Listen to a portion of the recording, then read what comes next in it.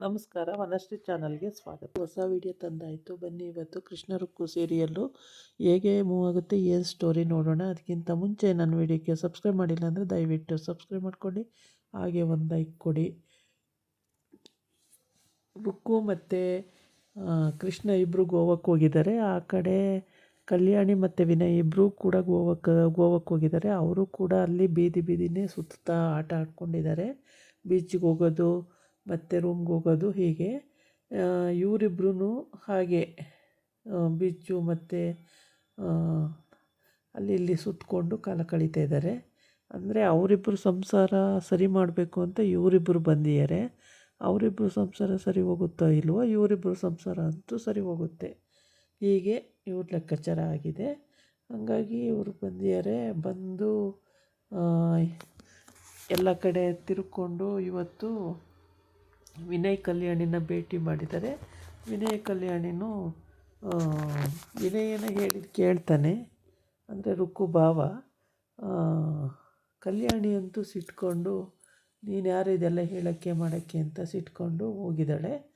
ಹಂಗೆ ಅದಕ್ಕೆ ಇವಳು ಬೇಜಾರು ಮಾಡಿಕೊಂಡು ರುಕ್ಕು ಕೂತಿದ್ದಾಳೆ. ಹೆಂಗೆ ಅಂದರೆ, ಅಯ್ಯೋ ನಾನು ಯಾಕಾರು ಹೇಳಿಬಿಟ್ನೋ, ಸುಮ್ಮನಿರ್ಬೇಕಿತ್ತು ನನ್ನ ಪಾಡಿಗೆ ನಾನು, ಅವ್ರೇನಾರು ಮಾಡ್ಕೊಳ್ಳಿ, ನಾನು ಏನಕ್ಕೋ ಕೃಷ್ಣ ಹೇಳಿದ್ದೆಲ್ಲ ಹಿಂಗೆ ರಿಪೀಟ್ ಆಗುತ್ತೆ ಕಣೋ, ನನಗೆ ಯಾಕೆ ಬೇಕೋ ಇದೆಲ್ಲ ಅಂತ ಅವಳು ಬೇಜಾರು ಮಾಡ್ಕೊಳ್ತಾಳೆ. ಅವನು ಏನಾಗಲ್ಲ ಬಿಡೆ, ಅದೇನಾಗುತ್ತೆ ಅಂತಾನೆ. ಇಲ್ಲ ಕಣೋ, ನನಗೆ ತುಂಬ ಬೇಜಾರಾಗಿದೆ ಅಂತ. ಏನಕ್ಕೆ ಬೇಜಾರು ಮಾಡ್ಕೊತೀಯ, ಸುಮ್ಮನೆ ರೇ ಅಂತ ಹೇಳ್ತಾನೆ. ಇಲ್ಲ ಕಣೋ, ತುಂಬ ಬೇಜಾರಾಯಿತು, ಭಾವ ಏನೋ ಸುಮ್ಮನಾದರು, ಆದರೆ ಅಕ್ಕ ಬೇಜಾರು ಮಾಡ್ಕೊಂಡಲ್ಲೋ ಅಂತ ಹೇಳ್ತಾ ಇರ್ತಾಳೆ. ಆಗಲಿ ಬಿಡು, ನಾಳೆ ಸರಿ ಹೋಗಿರ್ತಾರೆ ಅಂತ ಹೇಳ್ತಾನೆ. ಹೇಳ್ಬಿಟ್ಟು ಅದೇ ಮಾತಾಡ್ತಿರ್ತಾಳೆ. ಅವನು ಎದ್ದೋಗ್ತಾನೆ ಆ ಕಡೆಗೆ ಎದ್ದೋದಾಗ ಇವಳು ಅದನ್ನೇ ಯೋಚನೆ ಮಾಡ್ತಾ ಕೂತಿರ್ತಾಳೆ. ಹೂಗಳು ಕೈಲಿಡ್ಕೊಂಡು, ಅದೆಷ್ಟೊತ್ತು ಹೂಗಳು ಕೈಲಿಡ್ಕೊಂಡಿರ್ತೀಯ, ಕೊಡು ನನಗಾದ್ರು ಅಂತ ಹೇಳ್ತಾನೆ. ಆಯಿತು ಅಂತೇಳಿ ತಗೋ ಅಂತ ಕೊಡ್ತಾಳೆ. ಆಮೇಲೆ ಈ ಕಡೆ ಬಂದು ಹೋಟೆಲಿಗೆ ಬರ್ತಾರೆ. ಹೋಟೆಲಿಗೆ ಬಂದು ಏನಾರು ತಿನ್ನೋಣ ಅಂತೇಳ್ಬಿಟ್ಟು ಅಲ್ಲಿ ಮೆನು ತಗೊಳ್ಳೋಕ್ಕೆ, ಅಯ್ಯೋ ನಾವು ತಿನ್ನೋ ಅಂಥದ್ದು ಏನೂ ಇಲ್ಲ ಕಣೋ ಇಲ್ಲಿ, ಬರೀ ಅಯ್ಯೋ ಬೇಡಪ್ಪ, ತಿನ್ನೋಕ್ಕಾಗಲ್ಲ ಇದೆಲ್ಲ ಅಂತ ಹೇಳ್ತಾ ಇರ್ತಾಳೆ. ಅಷ್ಟೊತ್ತಿಗೆ ಅವನು ಹೋಗ್ಬಿಟ್ಟು ಆರ್ಡ್ರ್ ಮಾಡಿ ಮೊಸರನ್ನ ತಗೊಂಡು ಬರ್ತಾನೆ. ತಗೋ ನಿನ್ನ ಫೇವರೇಟು ಅಂತೇಳಿ. ಏನು ಬೇಡ ಕಣೋ, ಇಲ್ಲೇನು ಚೆನ್ನಾಗಿರಲ್ಲ ಅಂತ ಹೇಳ್ತಾಳೆ. ಆದರೂ ಕೂಡ ಅವನು ಕಂಡ್ಬಿಟ್ಟು ನೋಡು ಅಂತಾನೆ. ಅಯ್ಯೋ ಮೊಸರನ್ನ ಇಲ್ಲೂ ಸಿಗುತ್ತಾ ಅಂತ ಖುಷಿಯಾಗಿ ತಗೋತಾಳೆ. ಆಮೇಲೆ ಈ ಕಡೆ ಕೃಷ್ಣ ರುಕ್ಕು ಅಂದರೆ ಕಲ್ಪನೆ, ಮದುವೆ ಆಗೇ ಹೋಯ್ತೇನೋ ನನಗೆ ಕಲ್ಪನೆ. ಆ ಥರ ಇವರು ಅನುನ್ಯತೆ ಚೆನ್ನಾಗಿದೆ. ಒಂದು ಸೆಕೆಂಡಲ್ಲಿ ಅಂದರೆ ಜಗಳ ಅಂದರೆ ಯಾವ ಥರ ಅಂದರೆ ವಿಕೋಪಕ್ಕೆ ಹೋಗೋ ಹಂಗಲ್ಲ, ಸುಮ್ಮನೆ ಜಗಳ ಆಡ್ತಾರೆ ಅಷ್ಟೇ, ಮತ್ತೆ ಸರಿ ಹೋಗ್ಬಿಡ್ತಾರೆ. ಅವನಿಗೂ ಜಯಪ್ರಕಾಶ್ ರಾವ್ಗೆ ಹೇಳಿ ಕೆಲಸನೂ ಕೊಡಿಸಿದ್ದಾಳೆ. ಅವ್ರ ಅಪ್ಪನ ಹತ್ರನೇ ಕೆಲಸ ಕೊಡಿಸಿದ್ದಾಳೆ. ತಿಂಗಳು ಸಂಬಳ ಕೊಡೋಂಗೂ ಮಾಡಿದ್ದಾಳೆ. ಇಲ್ಲಿ ಅವಳು ಮೂರನೇ ತಂಗಿ, ಅಂದರೆ ಅವಳು ಎರಡನೇ ತಂಗಿ, ಅವ್ರ ಅಕ್ಕಗೆ ಮೂರನೇ ತಂಗಿ. ಇವ್ರು 3 ಜನ ಹೆಣ್ಮಕ್ಳು. ಕಾಲೇಜಿಗೆ ಬಂದಿದ್ದಾಳೆ. ಕಾಲೇಜಿಗೆ ಬಂದರೆ ಲೆಕ್ಚರರು ಅವಳನ್ನೇ ಪಾಯಿಂಟ್ ಔಟ್ ಮಾಡಿಕೊಂಡು ಅದೇನೋ ಪೇಪರು ಅಲ್ಲಿ ಕೇಳ್ತಾನೆ, ಇಲ್ಲಿ ಕೇಳ್ತಾನೆ.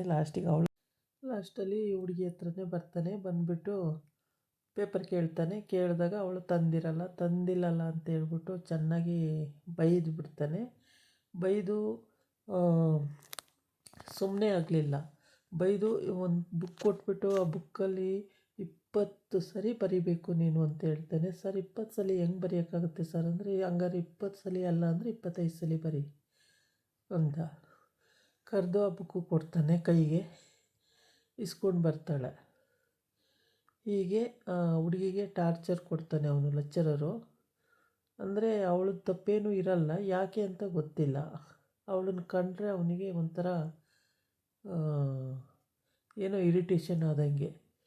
ಅಲ್ಲೊಂದು 2-3 ಕಡೆ ಕೇಳಿ ಪುನಃ ಅಲ್ಲಿಗೆ ಬರ್ತಾನೆ. ಅಲ್ಲಿ ಬಂದು ಅವಳಿಗೆ ಚಿಮಾರಿ ಹಾಕೋದು, ಅವಳದು ಏನಾರು ಬುಕ್ಕನ್ನು ಕೇಳೋದು ಮಾಡೋದು, ಆ ಥರ ಏನೇನೋ ಒಂದು ಆ್ಯಕ್ಟಿವಿಟಿ.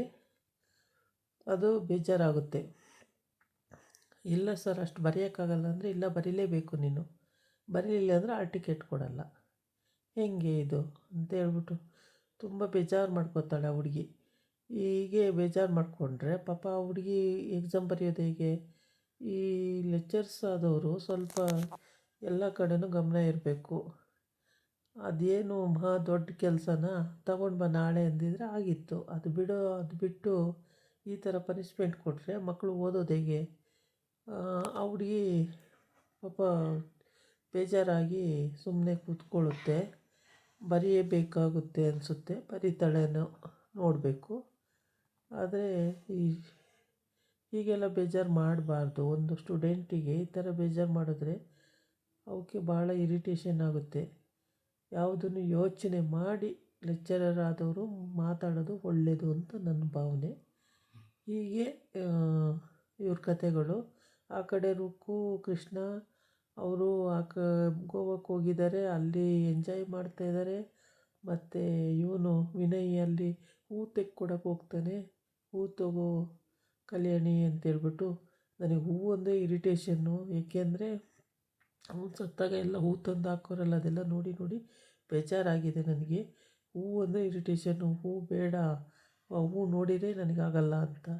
ಆಮೇಲೆ ಹೂ ತಗೊಳ್ಳಿ ನಿಮ್ಮ ಯಜಮಾನ್ರಿಗೆ ಅಂತ, ನಿಮ್ಮ ಮಿಸ್ಸಸ್ಗೆ ಹೂ ತೆಗೆದು ಕೊಡಿ ಅಂತ ಅಲ್ಲಿ ಹೂವಿನ ಅಂಗಡಿಯವ್ರು ಹೇಳಿರ್ತಾರೆ. ಅದಕ್ಕೆ ಅವನು ತೊಗೊಂಡ್ರೆ ಅವಳು ಬೇಡ ಅಂದ್ಬಿಡ್ತಾಳೆ. ಅದಕ್ಕೆ ಹೂವು ತೊಗೊಳಕ್ಕೆ ಯಾಕೆ ಬೇಡ ಅಂತೀಯ ಕಲ್ಯಾಣಿ ಅಂತ ಕೇಳ್ತಾನೆ. ನನಗೆ ಇರಿಟೇಷನ್ನು ಅಂತ. ಸತ್ತಾಗ ಅವನು ಹಾಕ್ಕೊಂಡಿದ್ದು ನನಗದು ಬೇಜಾರಾಗಿದೆ. ಅವರೆಲ್ಲ ಬಂದು ಹೂವು ಹಾಕೋರಲ್ಲ, ಅದನ್ನೆಲ್ಲ ನೋಡಿ ನೋಡಿ ನನಗೆ ಒಂಥರ ಹಿಂಸೆ ಆಗಿಬಿಟ್ಟಿದೆ. ಅದಕ್ಕೆ ಹೂ ಕಂಡ್ರೆ ನನಗಾಗಲ್ಲ ಅಂತಾಳೆ. ಆಮೇಲೆ ಸರಿ ಅಂತ ಹೇಳ್ಬಿಟ್ಟು ಅಲ್ಲಿಂದ